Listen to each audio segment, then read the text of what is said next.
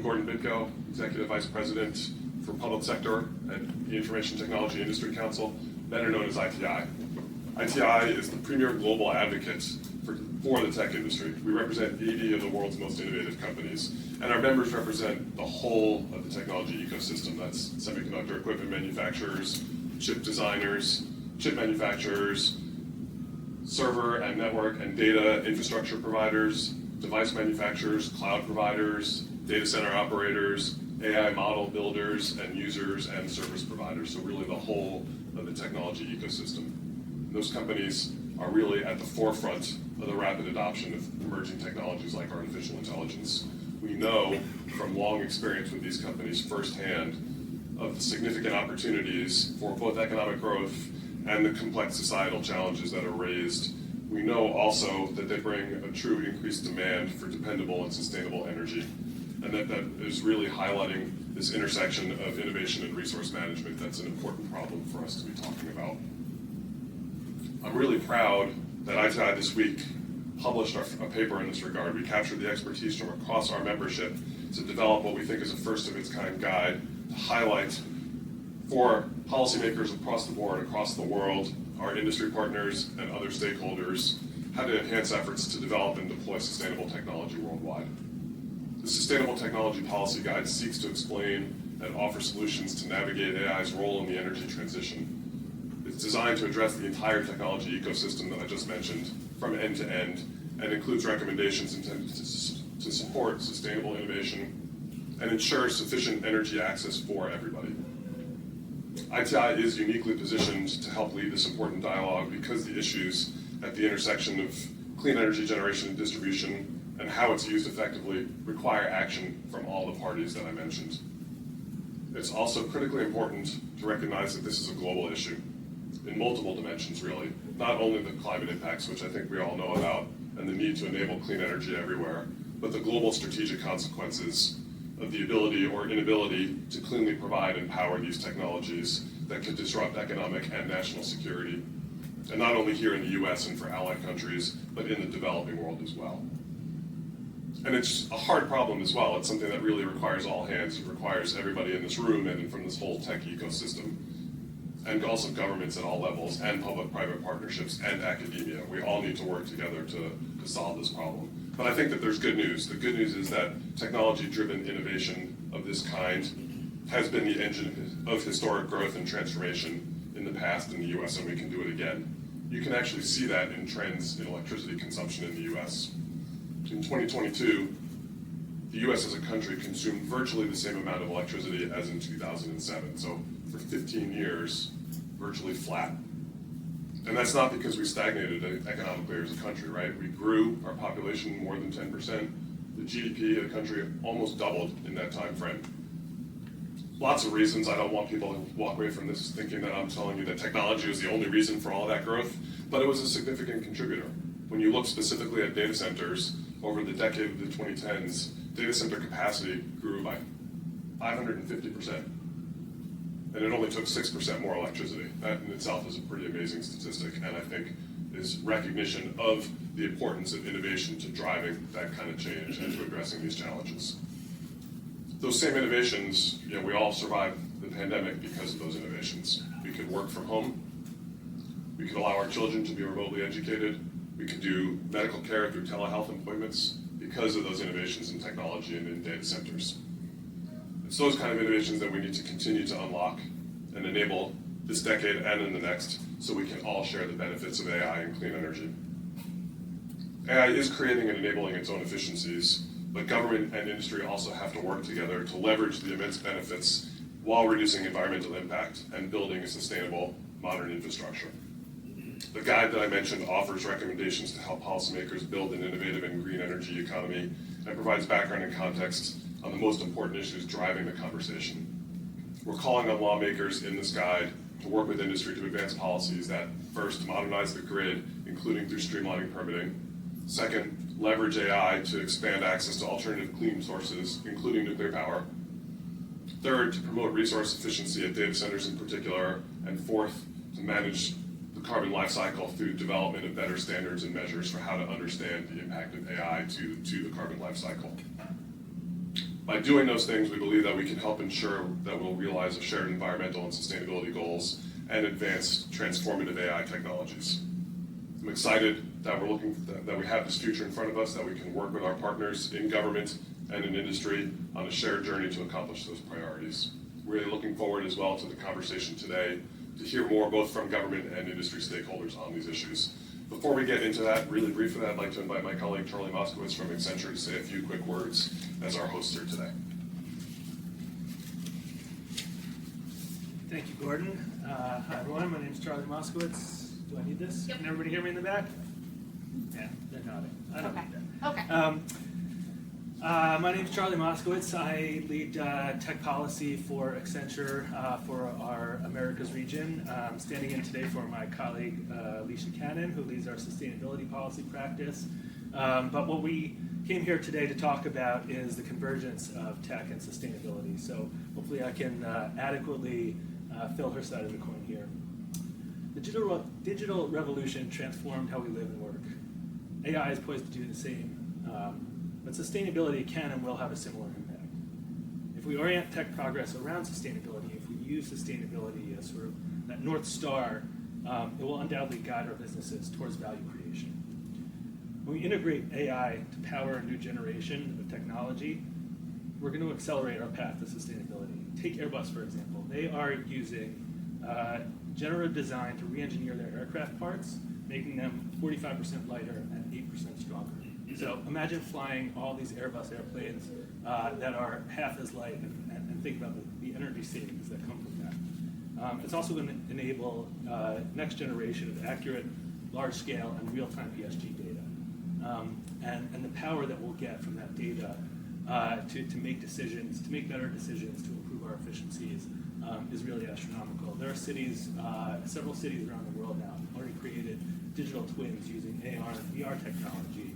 Combine that with data to do their city planning, to do their urban planning, and to make those urban environments a lot more efficient. And they can do all that without putting a shovel in the ground, or before they put a shovel in the ground. Now, there are legitimate concerns that AI's power needs might take us backwards on our sustainability goals. We all understand and are aware of the energy costs that AI is using. Just by way of example, the GPT-3 model alone emitted the equivalent amount of carbon dioxide as 3 flights to and from San Francisco, between San Francisco and New York. So it is real, and we do understand that, but we can't think about it in a vacuum. If AI can pull energy resources away from existing infrastructure, we can more than offset the needs that AI has and AI creates. Just by way of example, migrating to a sustainable cloud infrastructure can save up to 84% of carbon emissions as compared to conventional infrastructure. And that's just one piece of your infrastructure alone. So imagine taking that and building that out towards all of our infrastructure needs, and you start to see the value and the energy savings that we can get using AI technologies. To understand where those opportunities are, to harness the value of generative AI while mitigating its energy intensity, organizations need guide maps, need a roadmap and guiding principles. The Green Software Foundation, for example, which is co-founded by Accenture, has created green software principles that help lower the carbon intensity of code. And we're putting our money where our mouth is. Our model, our sustainability model, is based on 3 pillars. Providing world-leading sustainability services to advance our clients towards their sustainability goals. Striving for ourselves to be the world's leading company across all ESG elements, while maintaining, of course, our stellar performance. And creating impact and identifying solutions across all communities and environments where we live and work around the globe. Now is the time to move our companies from commitment to action. And the most successful companies are using the power of technology to unlock value and support sustainable reinvention. And with that, I would like to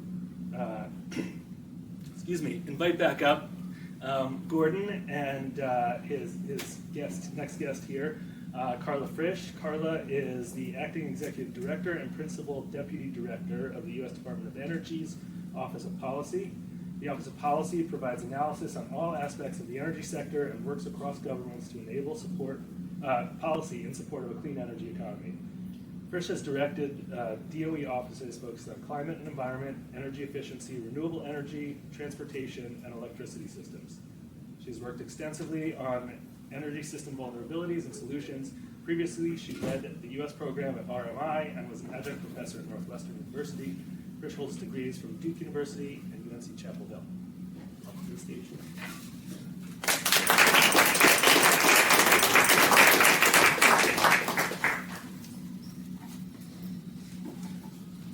Carla, thanks so much for joining us today. Thanks for having me here, and thanks to Accenture and ITI for bringing us all together. This is the hot topic of Climate Week, I would say. No pun intended, right? Yes, pun intended. Oh, okay, no pun intended then. Before we get started into the substance that we're here for, I think the most important question I have to know the answer to is, do you root for Duke or UNC when they play each other? Well, we're having an honest conversation here, so I'm just going to say I root for UNC Chapel Hill. Oh, all right.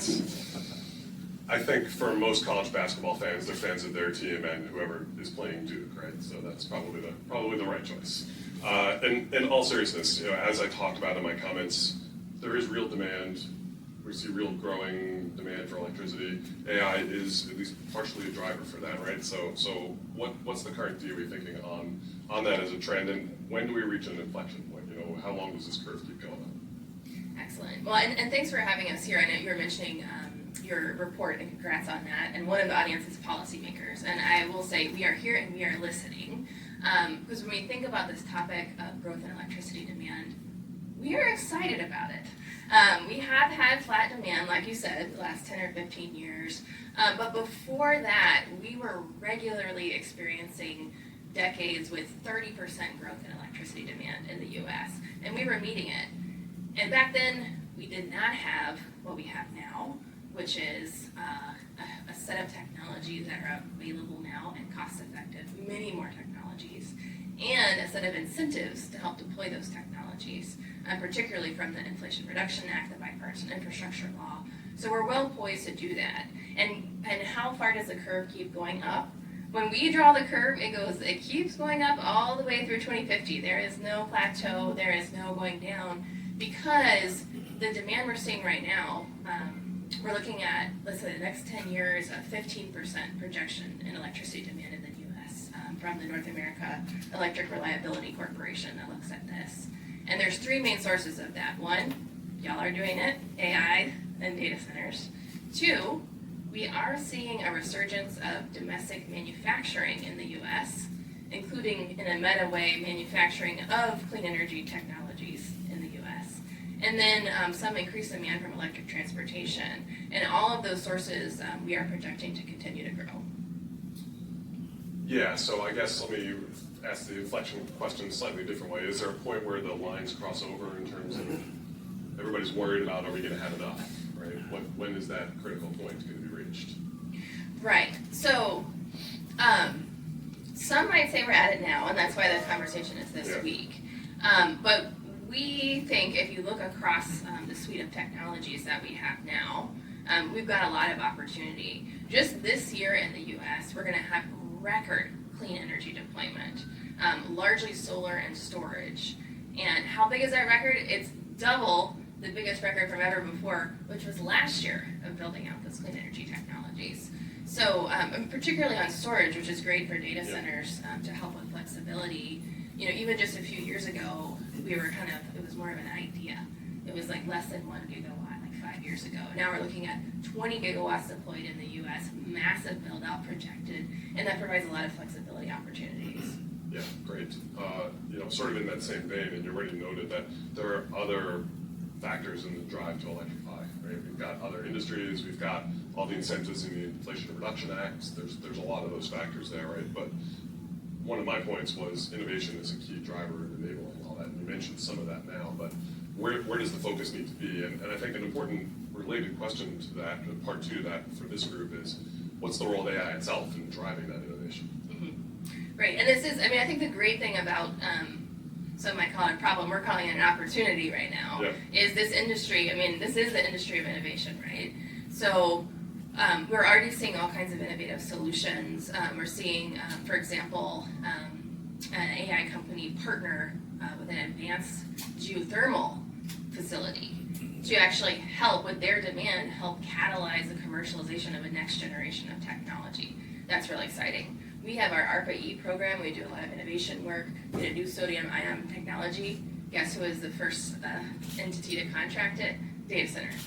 And then there's also the sort of innovation in like how we go about working with state and local utilities, with regulatory authorities. Because one thing that's also different about this industry is there more capital, right? So we've got the principle of we want to build it here in the US, we want to have clean power, and we want to make sure that it's not putting an undue burden on ratepayers who are just trying to pay their electricity bill and not necessarily trying to pay to build out electricity for these other uses. But we've seen some real innovation in tariff structures about can we make a deal up front, we'll pay more up front, we'll agree to make sure that the company, the data center company is saying, we're going to commit to 10 or 20 years. So it is a real time of innovation. It's really exciting. And then you mentioned I love the meta plays of AI, solving AI, right? So that's really exciting too. We've seen some examples of using AI for better wind and solar forecasting, so we can optimize planning. One we're really excited about in the federal government is, we do get some complaints about our permitting processes.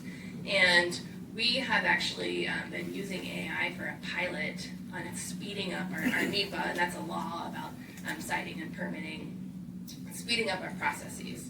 So instead of each entity starting over and looking at this site and seeing what are the issues, being able to gather the data from all the past applications and speed up the processes. So we're excited about that, and there's so many more examples. I think you all have been looking at those too. Yeah, for sure. I wonder if there's a business case not only on the evaluating side, but on the actual permitting application side as well, right? People struggle because it's a lot, and if you're new to the business of doing that, or you've got a new entity that you've got to apply to, and I wonder if there's a great AI use case there as well for helping to draft permit applications as well. And I think there's opportunities for lots of the companies that are in the room and some of our other stakeholders to business opportunity. Yeah. But I think that's one of the things that I wanted to follow up on there, Carla. It's a challenge because it's become such a complicated landscape, right? There's so many different things going on. There are so many different innovations happening. Where do people focus? How do they know what to prioritize in the landscape of policy innovation, technology innovation, all the things that are coming downstream? Right. Well, I think there's the right now, because people have demand for electricity right now, and then there's a couple years out. Yeah. And so for the right now, we do have a set of proven technologies that's getting built out right now. But we have this record solar and storage build out that I mentioned. We've got new nuclear facilities, a Vogtle facility in Georgia in the U.S. for the first time in a long time. We just gave a loan to reopen the Palisades nuclear facility in Michigan. And then we've got some efficiency experts we're going to hear from coming up. But efficiency as the first fuel, right, of optimizing both how we're using the computing and then the physical facility, including the cooling, and we've got all kinds of technologies for that. And then efficiency of our actual grid. We call it GETS, grid enhancing technologies. And there is a lot of potential there that we can be doing right now. We don't have to wait to build out a new facility. And part of that comes with the opportunity for flexibility at the data centers. It's a large demand, but with a battery backup, with planning when those surges in demand are, we can actually get a lot more out of our current grid. So that's all right now. We can do it right now, and we're here to help if you don't know how. But for looking forward, we're also really excited about this opportunity to speed the commercialization of the next set of energy technologies. So advanced geothermal, I mentioned, advanced nuclear. We're talking to lots of companies really interested in small modular reactors. And also long duration energy storage. I mean, it's pretty amazing, the innovations that we've had in storage.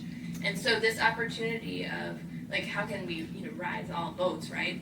Of meeting the demand for data centers, but also using that as an opportunity to commercialize these technologies. We're really excited about it. Yeah, can we pull it from a little bit more in particular on nuclear, since you mentioned that there? And obviously there's been a lot in the news lately about various arrangements. You mentioned Palisades. I'll say it just because it's out there, 3 Mile Island as well, right? And obviously for those of us old enough, that has a particular connotations, but then small modular reactors, and there have been fits and starts, to be honest, in the success of that. So where do we end up with regard to nuclear power? Where do you see that trajectory? Where all systems go. And it's, Pun intended there. we're feeling punny this morning. And yeah, actually, so Microsoft did make the announcement about 3 Mile Island, about reopening a facility there, which actually they have enough demand to really take up all of the potential power output of reopening a facility. And of course, we have a role along with the Nuclear Regulatory Commission to make sure that's done very safely.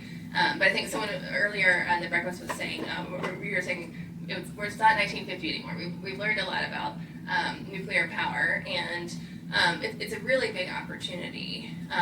It's something, I think, we have a strong nuclear workforce, unique here in the U.S.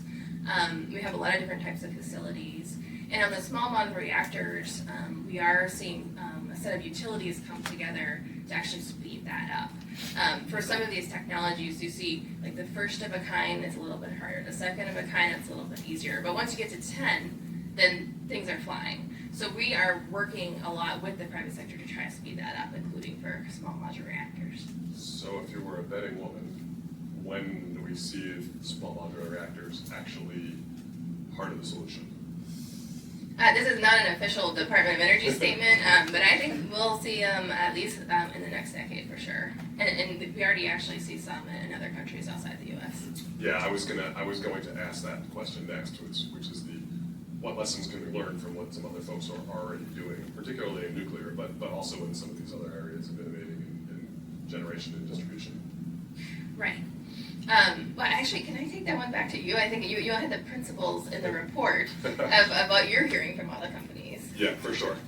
We certainly see a fair amount of that happening globally, right? And companies are interested in applying some of those best practices. We were talking a little bit at breakfast today about some of the innovation happening in Taiwan and South Korea, and can we apply some of that here as well? It's difference in the regulatory frameworks in some cases, though, right? So it's how do we apply those lessons from there back to here? Right. Right, and I think what we have here, what we can offer, is a set of new tools from the Inflation Reduction Act. On the energy side, we have how many new tax credits? 20 new or expanded tax credits that are supporting both building clean generation here. It could be at a site of a data center. You could get a tax credit for the battery backup. You get a tax credit for deploying physical efficiency. You get a tax credit for manufacturing in the U.S., manufacturing clean energy, manufacturing semiconductors. So all of that, we're actually already seeing, we can start to see in the month-to-month data, some changes in electricity build-out and manufacturing in the U.S. And then we have a program, we have a loan program office at Department of Energy. And our goal is to take on stuff that's just a little riskier than the private sector would take on. And through that, we have this program, the Energy Infrastructure Reinvestment Program, where if you had a former, any kind of former energy asset, let's say it's an old coal power plant that's shut down, and you want to repower that into something new, we can actually offer a loan to a utility to do that. And we went ahead and mapped out all of those old coal power plant sites, what kind of assets they have, are they connected to transmission, do they have water? And then we have a team across the federal government that is working with those communities to understand what kind of development are they looking for, what kind of skills do they have in the community. So this is really an opportunity, not just for the demand centers that we hear about a lot about California and Virginia, but we're seeing this opportunity for build out all across the U.S. Yeah, I think unfortunately we only have a couple minutes left, but I wanted to follow up on that because I know when we've talked, Carla, DOE is doing a lot in this regard. The question I think from industry is what is all that's doing? How do I find out about that? How do I know what those programs are, who to talk to, where to go to get help? There's a lot. Yes, there is a lot. I will say pretty much all of what we're doing in the federal government right now is trying to solve problems that industry wouldn't. And a lot of our programs are designed to fill a little problem space. And we do have a lot right now because of the wealth of opportunity, particularly from the Inflation Reduction Act. So one thing we've done at Department of Energy, We made a website that lists every single way that we can help you with this particular problem on data centers and electricity demand. Energy.gov/electricity demand. So we have technical assistance programs. We have a Center for Data Center Efficiency at our national labs that can provide hands-on assistance. You want to build backup generation? We've got an on-site program that can do that. You need help with the state regulator because they don't get it? We can provide technical assistance to them. So all of that is energy.gov/electricity demand. And then we have an email business hub at hq.dwe.gov. Or Pranama, can you raise your hand, please? You can just ask him, and he will follow up to help you. Can we flash up his email address somewhere? He's the one that's behind that business hub at hq.dwe.gov, and he's a human that's checking it. And recently, actually, at the White House, they pulled together the top leadership of the hyperscaler companies to bring them in to say, you know, having this data center business here in the U.S., this is a top priority for us from a public policy perspective. And so we are trying to do every single thing that we can, including getting good information from ITI about what solutions we should be providing. So the doors are open at the White House and Department of Energy, and we're really committed to using all these tools, thinking of innovative ways to use the tools, but to really make sure that this is an opportunity that we can all deliver on. Great, Carla, thanks so much. We're getting the hook from Christine, who I should have thanked at the beginning as our events planner, who does all the work to make this look as seamless as it looks, right? But Carla, thank you so much. I'm sure this is the start of a long conversation. These are, as we've noted, issues that are decades long, or 2050, you said the demand's still going up. So we'll be back in 25 years to have part 2 of this conversation. In 25 years, we're going to be like, wow, we did some awesome things. And thanks to all of you for being here and for thinking big. Great. Thank you so much, Carla. We're going to transition to our first panel now. James Prussing is going to come up from Boundary Point, and he's going to kick us off.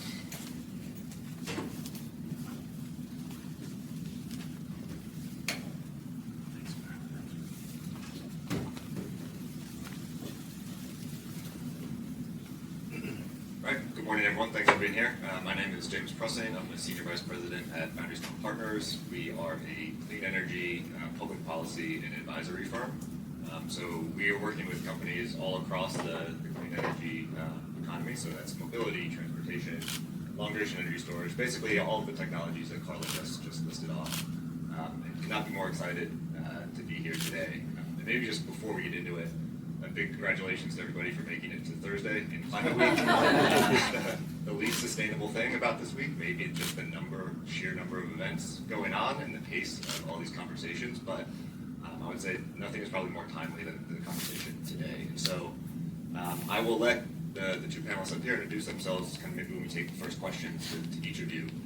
But just to start off here, I think, when we talk about AI, there's this sense that it's a brand new thing. So maybe just to level set this first, John, I'll turn this one to you, but just tell us a little bit more about the history of AI. Where do we actually come from? Where are we today? What's the taxonomy and tools all look like? Yeah, great. Good morning and howdy, everyone. I'm John Frey. I'm Hewlett Packard Enterprise's Chief Technologist for Sustainable Transformation, which is a really fancy way of saying I lead a small global team that help our customers use our products more effectively and efficiently. And we've been at that for almost 25 years now. So long before many of your companies were thinking about this, long before any sustainability folks were involved, we were having these conversations trying to drive the efficiency. And because of that, as AI has become a bigger and bigger topic, our framework that we've had for years for thinking about how to make technology generally more efficient actually worked really, really well for AI. But the thing I've recognized over the last year or so as it's just become a popular topic is often those of you in the audience may not be clear what AI is, what's the difference between how do we make AI efficient and how do we use AI to do efficient things. So let's start by taking a step back, and for any AI practitioners in the room, I'm going to apologize in advance because I'm going to generalize. But generally speaking, AI has been around since the 1960s, early 1960s, when somebody decided, let's see if we can teach a computer to play a game of checkers. Right. And that was a mathematical thing, and that worked. And over the years, AI sort of started out with what today we refer to as machine learning. So pattern matching in its most simplistic sense. Can you demonstrate or show a machine and train it with thousands of x-rays that have a bone fracture, and then present an x-ray to it and say, hey, is it a fracture here or not? And it turns out actually that a machine learning system can be as good as a radiologist, and in fact, in some cases even better, because radiologists sit there all day looking at x-ray after x-ray. And so that's machine learning. You also see it in manufacturing. Visual inspection, parts are flying down an assembly line and a video stream is looking at each one and saying, are there components missing or are there extra components there? So there's a variety of ways for many decades that these systems have been used. There was this concept, neural networks. How do we even get better at making a machine system work more like our brains work? And some of the technologies behind that. But most of what we read about today, and most of what when we talk about this huge energy upramp, we're actually talking about a category known as generative AI. And generative AI is where you're actually asking a question of the AI tool and asking it to create something new that didn't exist. So it's not pattern matching, it's creating something new. And one subset of that is what are known as large language models, or when you use ChatGPT and you're asking the tool a question, and you're asking it to try to give you an answer in your native language. And they're actually so good, you can't tell sometimes when they're hallucinating. And hallucinating is the term for it just made up the answer. And a classic case of this is we trained an AI system with an HPE that we were going to use at a customer event. With everything our CEO ever said, we had a holographic image of our CEO. His name is Antonio Neri, and we called the holograph Antonio Nearly.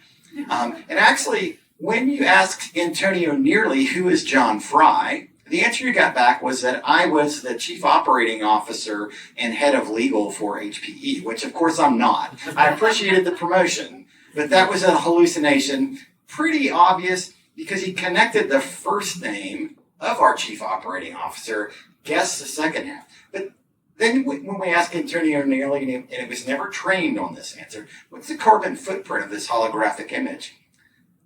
I could tell he was hallucinating, but most of you would have said, oh, that's spot on. Somebody trained him in that answer. So the systems are very good, but just recognize when we're talking about much of these AI conversations, our mental model is often generative AI and specifically in many cases, large language models. Those we're still trying to prove out the return on investments of in many cases. Those are also the ones with the huge power intensity for training that you've heard some statistics already. And then when you use them, the inference, in fact, one of the metrics is how long can it be in use before it's exceeded how much power it took to train it in the first place. And where that used to be years, now it's months. So it's not just the training that's problematic. It's when all of us use it to say, create a picture of a cat with a halo on top of its head. And then today, I think we're going to spend more of our time on the efficiency of the AI solution. Although, if you want, we can talk a little bit about, too, how do you use AI to decarbonize? Sometimes those two are coupled, but not always. Yeah, thanks. And Justin, so maybe we'll throw this one to you, but we talked a lot about, or we heard a lot in kind of the opening conversation about that curve going up for overall electricity growth, right? And some of the numbers people have talked about, right now, data centers are 2-3-4% of that overall load. Analysts will say they can grow 9, 10, 11, maybe 12%. But again, to steal another phrase from you, Carla, efficiency is the first fuel. So, Justin, maybe can you talk us a little bit through about the different points in the value chain where you can do some of these efficiency measures and just educate the group here on the opportunity there? Sure. Thanks, James, and great to be with you and John. Justin Murrill, Director of Corporate Responsibility with AMD. AMD provides the high-performance adaptive computing that powers a lot of AI from the data center to the edge and computing. So this is a great discussion and dialogue, and glad to be a part of it. So where my mind goes is 10 years ago when we heard about the doomsday of spiking energy use in the data center. And it drives innovation at such a level that I continue to be in awe of. And I love that part about working in the technology sector. as when we see a big challenge, there we figure out a way to manage that challenge. And so as an industry, we have done a really good job of keeping that energy curve pretty flat while exponentially increasing performance in the data centers. We have a new foe, or in the sense of, AI. This is, I love talking about the handprint side and what everything we can do, but from an energy use perspective, it is a game changer, and I think that's recognized. So it is triggering a new phase of innovation on how are we going to deliver the compute performance that is required for AI training, AI inference, and do so without a corresponding increase in energy use. That is the mandate. And so at AMD, we are on it. We are really focused on delivering the most compute performance possible per watt of energy consumed. And that is huge in the data center. It has a lot of really important implications for not only what AI could do, but the footprint of AI even in the supply chain in terms of how many servers do you need to deliver this type of computing. So I think we will step up. I think we will continue to step up, but it's going to take a new level of coordination and effort that we have not seen before, and that's an exciting challenge to step into. So we're hearing these words like challenge, problem, when we're talking about AI, particularly from a sustainability lens here. I want to pivot that a little bit and talk about where AI can be a tool or a solution. And so I'll just leave that open-ended and see which direction either you want to take it, and then we can go from there. Yeah, so I'll start. And part of it is with awareness and maturation comes a broader sense of what are the actual constraints. For most of the life of the technology industry, there was an assumption that was we could build whatever we wanted because a utility can provide the power at any level that we needed. Well, all of a sudden, that's no longer a base assumption.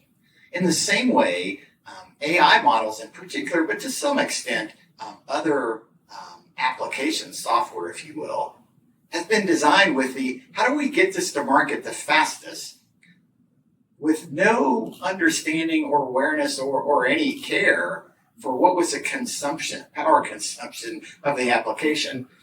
So part of what I think is happening here is we can actually use technology tools, and some of them are well known, some of them you heard mentioned earlier of the Green Software Foundation. Some of them are emerging. How do we even measure the efficiency of an application in the same way from an AI application? But it's causing us to think completely differently. And in some ways, we can use automated tools. I'm always a little careful saying AI specifically because much of what has been marketed to all of us as AI probably isn't. So just know that going in. When I ask in large audiences, of technology leaders, how many of you actually have implemented an AI solution or are using AI in your business?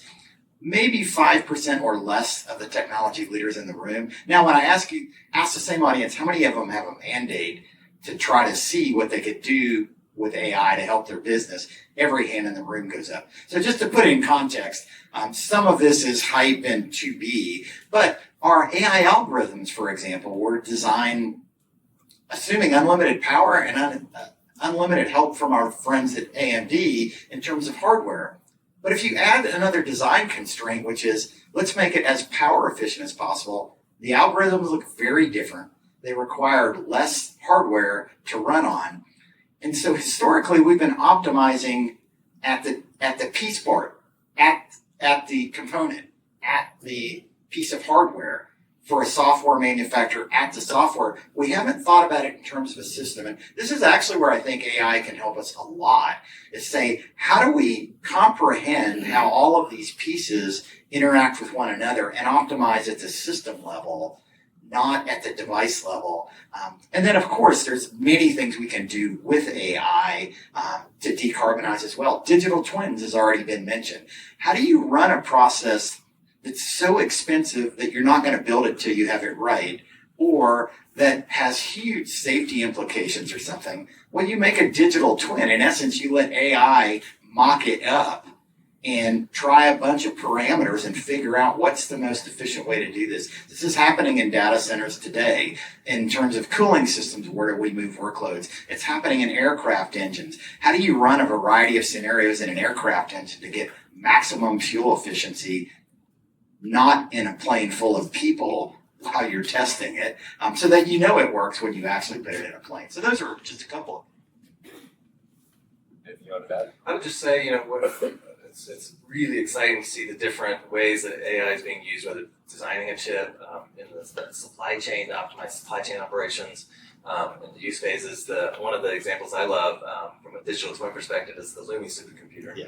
Right? It's an AMD HPE system that is really kind of the poster child of sustainability because it's top of the green 500 most energy efficient systems. It's powered by renewable energy. It takes the waste heat and it reuses that for heat in a nearby system. But it's doing this amazing climate research where it's building a digital twin of the Earth itself and saying, okay, here are the different knobs. What if we increase this type of renewable energy or make these different changes and we can play out scenarios of what does this clean energy transition look like and say, find which ones work better, short, medium, long term, things that, frankly, us as humans, it would take us years, right, to do, that we can train systems to do this much faster. So the opportunities and the solutions, I think we're just starting to open our eyes to what is available in the coming years. And then we need to use our innovation and ingenuity to leverage this new tool that we have to solve the climate crisis. Okay, so I think everyone here probably knows electrification is a macro trend across every sector. And now I think we're seeing more and more competition for those clean electrons in particular, whether that's on the grid or just building kind of behind the meter projects. And, that competition is manifesting itself in different ways. I think we just saw last week a carbon removal project in Wyoming that was actually funded by the Department of Energy had announced they had to leave that state because they could not compete with data centers in Wyoming to access that clean power. So I'd be curious for your thoughts on what are the best approaches that you see to secure the reliability and the access to clean power to power these, whether it's through the grid, solving some of these interconnection backlog queue challenges, building on-site projects, or potentially these virtual PPA type of contracting mechanisms. Well, I wish there was one answer to that question. And the answer, as in many things in sustainability, is it depends. And I'll always start with, because this is important, let's ask ourselves the question first, is technology the right way to solve the problem? And do we need all this technology? I encourage that as the first step in any AI innovation process. Is AI even the right tool for this job? So part of it, though, is historically, data centers have been cited where they have access to grid power, hopefully at cheap rates. In some cases, because historically, all this is changing dramatically. They used to use a lot of water in terms of cooling. So they were located where they could get access to a lot of water and where they could get high-speed connectivity. Well, those molds are breaking over time. We can now put data centers in a shipping container and put them anywhere. We can now do small modular reactors, or they're coming to the front to where all of a sudden we're not locked into where we have that capability from a utility, but we could locate somewhere else. And Justin mentioned heat reuse, for example. If we don't site the source of the heat, the data center, within about 10 kilometers of the beneficial use of the heat, the economics don't work. So all of a sudden, we're even now making siting decisions. But there's still this challenge. Will the governments or the utilities allow us to even stand them up? Ireland imposed a moratorium on data center construction. They said, we don't like the way the data center industry is growing in Ireland. You're consuming way too much power. And by the way, Ireland's native grid was 90+% renewable, for example, which is part of the problem, if you will, that lots of people wanted to put their operations in Ireland to take advantage of that without having to do a lot of extra work. So there's that constraint.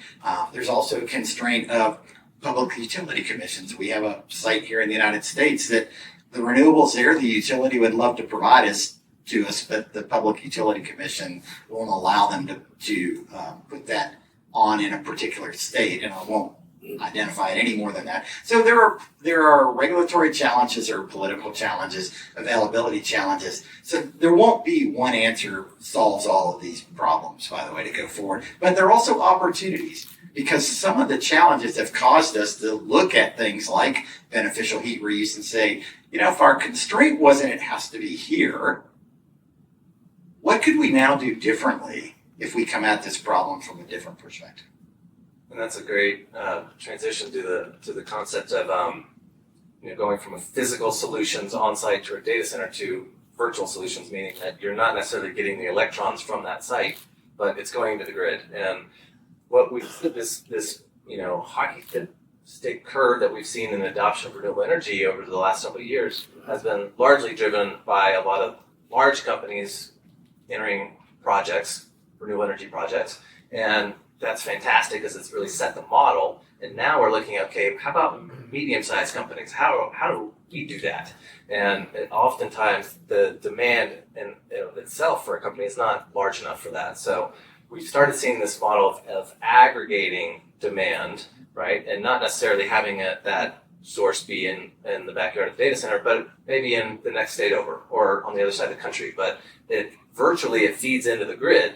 And so those virtual aggregated power purchase agreements are really becoming quite promising, I think, for us to reach deeper into whether the supply chain or deeper into the value chain of other data centers to make the economics work, right? We have to bring together the demand to have that cost per megawatt come down. And so that's something that's really exciting to start seeing trickle in. The innovation of those power purchase agreements is now reaching a broader audience, and that's critical for us to reach the next phases of the clean energy transition. So it is Climate Week, right? So we're focusing a lot on kind of the energy implications of AI and data centers, but sustainability itself is much broader, right? So we've also seen government policy to onshore manufacturing upstream of the supply chain. Supply chain have pretty significant sustainability considerations to think through there as well, and so we haven't built certain types of chips in the U.S. for a long time, and so now. This space is moving so rapidly. I think a bill to expedite the permitting for chip manufacturing just went to the president's desk yesterday or the day before. And so, how do you think about the regulatory challenges? Where's the opportunity for collaboration, both across industry and with the government, to look at the upstream components of the supply chain from a manufacturing angle? Sure, I'll start with that. There's a lot of great collaboration. I think a couple of years ago, we, as an industry, were looking at the problems and sort of scratching our heads on scope 3. How are we going to handle these really tough challenges? And there's been a mobilization of groups coming together, and it's just created a new dialogue that helps form these solutions. So, whether it's the Responsible Business Alliance, which is very focused on the supply chain, or the Semi-Climate Consortium, which is also focused on supply chain, we've really moved into, we know there's a problem. What does that look like? How do we measure it? And so there's been an effort to actually look into the supply chain and say, what is the gap between the demand for renewable energy and the supply, right? How big is that gap? We can actually measure it now. Where in the world is that gap paramount? In other words, where do we have the biggest bottlenecks or the hot spots where you have a lot of manufacturing but very little renewable energy available? Those are really the bottlenecks that are preventing acceleration of the decarbonization. And so it turns out there's a handful of them, right? There's a handful of them in Asia that we know where that is the problem. So we dove into each of those and said, within each region, because it looks a little bit different, what are the specific barriers here and what are the corresponding opportunities? Develop those, create a white paper of sorts, present it to the government, and get in front of them and say, look at this, the importance of solving this, right, in terms of the global competitiveness aspect. And here's some benchmarking and here's some solutions. And we've now done that in a couple of different regions. I was recently in Taiwan where we participated in this, and we've already seen movement from that meeting just a month ago in terms of some key barriers that are being addressed. So it's really exciting to start seeing those barriers being pinpointed, the light shine on them, here are the solutions, and here's what that looks like. We still have a lot of work to do to really activate those, but it feels like the hard lift of wrapping your head around it has now been done, so we can start diving into the solutions piece of that, and there's some really good work happening in the supply chain. Yeah, I would say it's also, when you think about supply chain structure, there was a move for years to sort of consolidate a couple key suppliers, which often were nowhere near the United States, for example, and that was a move for supply chain efficiency problems. And then we realized when you put all your eggs in one basket, as it were, that can cause some resiliency challenges, particularly in times of global conflict or localized disaster situations. But at the same time, we've had more and more customer demands for how, as they get fixated on product carbon footprints or lifecycle analysis, saying, how do I control the logistics piece and how do I make that number smaller? And so in some cases, the efficiency or sustainability of some of this is sort of at odds with best practice in supply chain distribution or siting that creates a tension. And as someone that works with customers every day, so I get to hear sort of what customers think of what we're all doing, and educate a lot of customers on why, if the use phase is 80% of the impact and the logistics is 0.01%, why are we pushing on the logistics piece first? Let's go fix the piece that we know is very inefficient and solve that first. But all of this move and some of this legislation to nearshore or bring much of this manufacturing capability back to the United States really then gives us a variety of solutions in one sense, that for customers in North and South America, it does shorten supply chains dramatically. Two, it gives us some of that manufacturing expertise that we need to actually do this innovation, because some of these ideas you can think them up, but you actually have to try them out and practice and see do they hold up or not, and refine them. And so there's a lot of capabilities I think that brings back. Great. Well, thanks so much to both of you. That's the time for us today. Time's up. But Hello, Amy Callahan. I actually have two roles at Accenture. Relevant one today is I'm our Sustainability Services Lead for the Americas, and then maybe an interesting role in sort of contrast or maybe in connection is I also run our chemicals and natural resources industry here in the US. So I get to see both sides of the sustainability conversation. Oh my gosh, a fun fact. Listen, I have 3 kids. It is really hard to be fully sustainable with all the like Legos and everything that we've got going on in the house. So I might have to get back to you on that. Good morning, everyone. My name is Jesse Kraft. I lead the sustainability technology team for Siemens Smart Infrastructure, focused on our building systems. I'm a little bit of a late ad here, so I didn't come prepared with a fun fact. So I'll just say that I do try to be sustainable in my personal life, and I guess I share a compost bin with my neighborhood. Is that fun? Absolutely. I love composting. Every Monday night, compost night. And family. I hear you. I'm Mark Newton. I lead corporate sustainability for Samsung North America. And, well, let's see. I live in Texas, so I have to drive a truck. But it's a hybrid, so that's a little bit fun. Do you want to tell us which hybrid you're driving? It's a Dodge Ram with a hybrid Hemi. And have you driven trucks before? How does it compare? It's unbelievable. It actually has a battery on it that is regenerative. When you're braking, it helps to smooth out the shifting. When you come to a stop, it actually stops. The engine starts up in microseconds, so that you don't even know the engine has stopped and starts up again. So it's a big argument. So instead of getting 15 miles per gallon, I get 17 miles per gallon. Okay. We'll take the incremental gains, right? Yeah, that's right. And I also work from home, so my commute is between the bathroom and the kitchen and my office. So that definitely is a good way to save on my commute. Exactly. My fun fact is that I'm recycling this outfit. So if you were at Axios' house and you recognize the shoes or anything, it's because I wore it earlier in the week. We know there's a lot of pressure, for women to not repeat outfits. Forget that. Yeah, exactly. You've all heard so much this morning, and I actually just wanted to get you all to kind of respond to anything that, Mary, I did see you were really engaged. I mean, was there anything today that you learned new, because you've all been in this industry for so long, just to share with the group? I mean, I think one of the most fascinating parts, really thinking through the reality, right? That the energy demand will keep going all the way through 2050. I think it's one of those that sometimes we're so focused on the next 2 to 3 years and what are we going to do? And that to me was so encouraging to hear, and just kind of the variety of energy type as well. I'm from the East Coast, so I've also read the interesting email about 3 Mile Island. And we're even experimenting with kind of even different like wave technology. So that was really encouraging for me. Mark, anything else that you guys heard this morning just to reflect back on?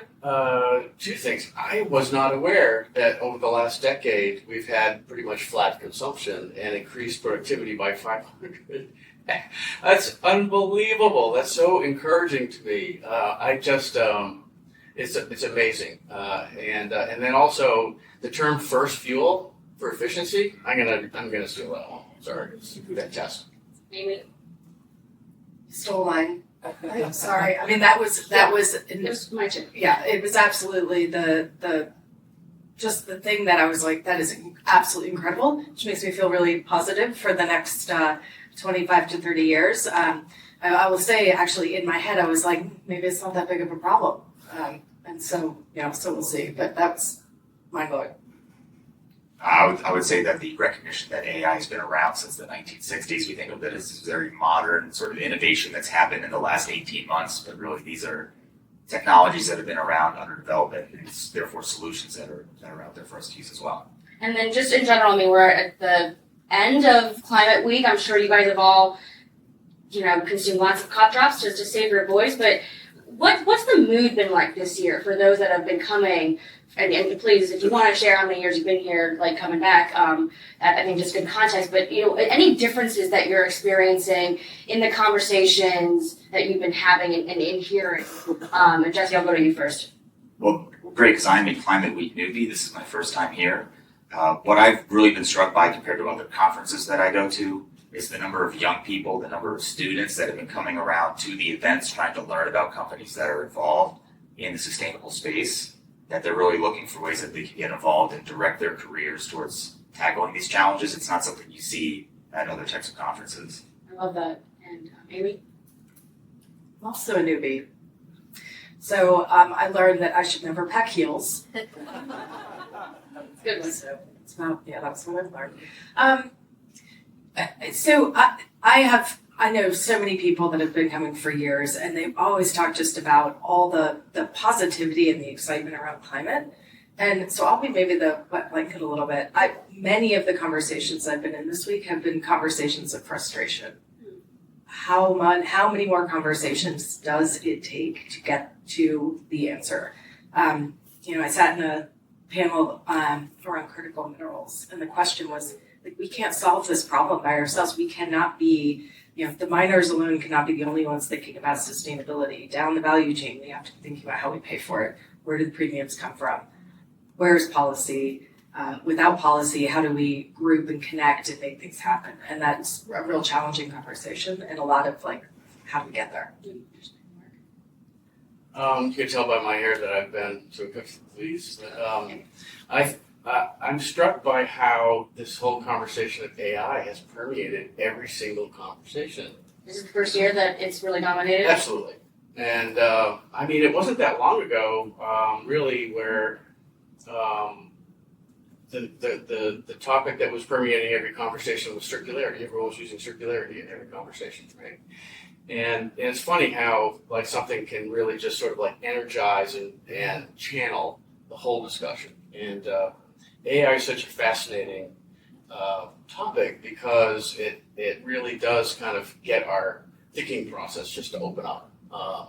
And even as basic as what even is it? I loved your description, because there's a spectrum of what we could call AI, and there's way too much over marketing of. Right. What does over marketing look like to you? When you see something and you say, well, over marketing is when you just simply have a sensor and the sensor says cool off the water and you call it AI, right? So that's not AI, right? But what if you have a whole bunch of sensors and each of those things are together influencing all the conditions actually have interconnected influences, and then you need algorithms in order to optimize that. Then you start to move into AI, right? And so helping people understand that, and then also think through where is this going to go is something that is new for all of us, and it's crossing into every one of the lanes that we're working in right now. Yeah. To me this year feels different. There seems to be more buzz, more energy to support puns around this space as well. And I think this is such an interesting year. When you think about the geopolitical climate, when you think about, as we're all grappling with what does the finance industry, how does that, the financial, the economic outlook, one of the things that's been interesting is a little bit in terms of like where we're all participating. I felt more and more folks came to Climate Week this year. Yeah. I think there was over 600 just planned events. So there was a record this year, more than 900 events in the official Climate Week calendar, which is over a 50% increase from last year, which is also a record. Right. And what was also interesting, I think, is it felt that we've got more solutions, right? That we understand some of the challenges. But now all of a sudden, what I hear is we're all connecting. A big theme, I think, from the sustainability side is, you know what, let's do this together. How do we share more rapidly our strategy, what we learned, what didn't work? How do we share data? How do we make sure it's verifiable? So to me, I almost felt like underpinned a lot of, this kind of collective action intent. I love that. One of the topics that came up earlier this morning was around, competition or cooperation when it comes to tech companies looking at their own energy sources. Is there a way that companies can collaborate, or is it still more about competition because you all have your own individual sustainability goals, and if you're not getting enough of the renewable energies from source A and somebody else's, are we frenemies? Are we still, competitors purely? What does that look like and feel like right now as you're even on stage with one another? You know what I think is the beauty of the greenhouse gas protocol is it makes us all friends because you have to actually account for your entire value chain and there's an interdependent. I'm not going to hit our goal if we all don't hit. So what I'm seeing is more and more, we're all probably customers and partners. We all live, work, and create many of the same communities. What I'm seeing is not only coming together, I think we talked a little about kind of virtual power purchase agreements. Gosh, I don't have enough energy, but if we do it together, it's more effective. We're also seeing, to me, partners coming together and saying, okay, we have the same 2030 goal.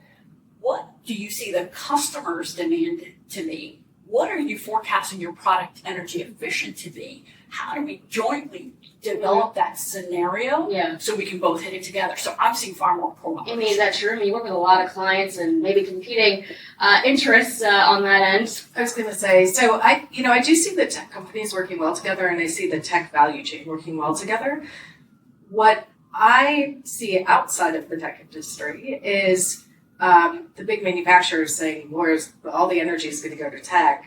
What do I do about that? And so, So manufacturers are upset about tech getting all the attention and the energy. Is that kind of what you're saying? They're thinking, and they're thinking about, well, how do I fill that gap differently than I've filled it before? So, the conversation around small modular reactors or SMRs, there are companies now thinking about I might have to go down that path. And so we're having a lot more conversations about, owned energy and how do you get that? Before we get to Margaret, I want to weigh in. Where are they collaborating, the tech companies? You said on the value chain. Can you be specific? Yeah, I think, we talked a little bit about it over breakfast. There was a handful of us there. I think that, the conversation around how do we think about manufacturing in Asia, right? There's not a lot of renewable energy in Asia. And so how do we collectively help that problem? I think that's one of the conversations. I also think there's the, through the value chain, the software companies thinking about how do you develop, more sustainable code that drives less energy usage. That type of conversation, I think, is happening through the value chain. Just use a real specific example, the Inflation Reduction Act. Fantastic injection of capital into the residential sector that's been needed for decades. Transformative, but there needs to be a whole lot of cooperation for this to work. I mean, the DOE's done a fantastic job to set up this program. Now the states have to adopt it, right? And it's not just that part of it. It has to be manageable and usable for not just consumers, but also retailers. And then there's the demand side, so there has to be supply to meet that demand. It's a huge ecosystem that needs to all come together in order for it to work. So the potential is just enormous, but the need for cooperation is also enormous. So Gordon at the beginning, was talking about the strategy from ITI on AI sustainability, which includes grid modernization, expanded access to alternative power, improved efficiency, and more effective lifecycle carbon management. If you were all to rank these in order of priority, would you all agree here on what the top priority would be, or do you think you'd all have, what was the top priority for you of the ones that I just mentioned? I think that grid modernization is what's really critical. Jesse? I would go with energy efficiency. Right? We heard about the most efficient first source of power, and there's still a ton of opportunity in efficiency to reduce that demand so you don't have to put as much into the system. I would agree with energy efficiency as well. I'm going to go with grid modernization from a timing perspective, in terms of what it takes to actually develop that smart, secure, modern grid. And I think about it from the environmental side. Especially many of us here in the U.S. understand the grid instability and the challenges of wildfires. Okay, I mean, Jesse, you were smiling though. Why were you gave a little smile when she said that? Oh, it's definitely important, right? Yeah. And Well, you're split. We're split. yeah, that's I'm smiling too because I'm This is glad a they Fox said News, it. but I do want to know why there's differences, and especially with these two, you both agree here, and so let me hear it. To me, it's just like prioritize against what factor, right? So I was thinking, gosh, what do we need to start now to have it ready? It may take a little bit longer, but near term, let's drive energy efficiency every which way we can.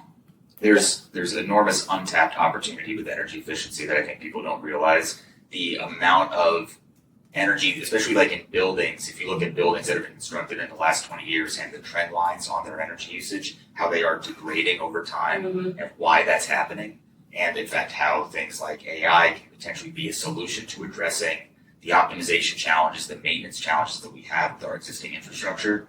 There's just a much bigger opportunity there, I think, to address the problem.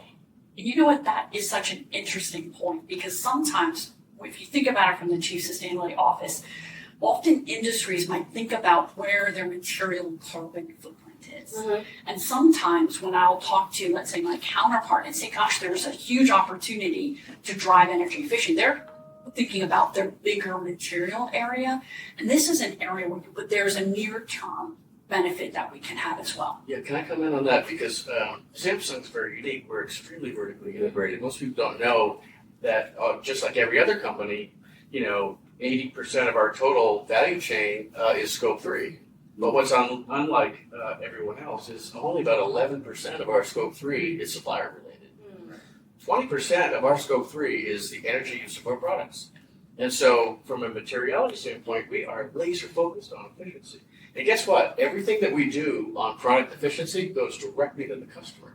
So it's like a win-win. Like if you're a consumer and you're buying a product from a company and they're focused on making their operations more efficient, you're just like, great, Bob, go do that, right? But if you're focused on making the product better and it helps them achieve their goals, they're all in, and that's exactly what we all want to do. I mean, to be clear, all the streams are obviously important. It's just more like when you're at the table who gets the most money, or maybe who gets the most resources at the same time. But I do think, Mary, you touched on this too. The national security concern about the actual infrastructure. We're not going to have time today to go into all the complexities there, but I think it is part of it.